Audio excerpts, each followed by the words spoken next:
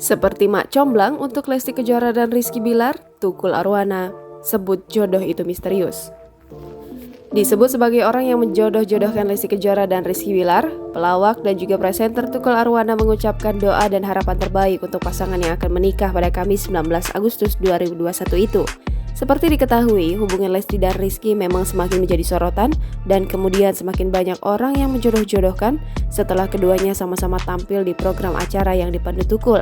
Walaupun dia yang saat di acara tersebut heboh menjodoh-jodohkan Lesti dan Rizky Bilar, Tukul sendiri tidak menyangka mereka berdua akhirnya bisa benar-benar melangkah ke pelaminan. Bagi Tukul, urusan jodoh adalah hal yang misterius dan tidak bisa ditebak. Tukul yang juga ditunjuk untuk menjadi saksi pernikahan Lesti dan Rizky telah menyiapkan diri sejak lama. Hal ini karena pasangan yang dijuluki Leslar itu telah memintanya jauh-jauh hari. Jangan lupa subscribe, share, komen, dan like ya!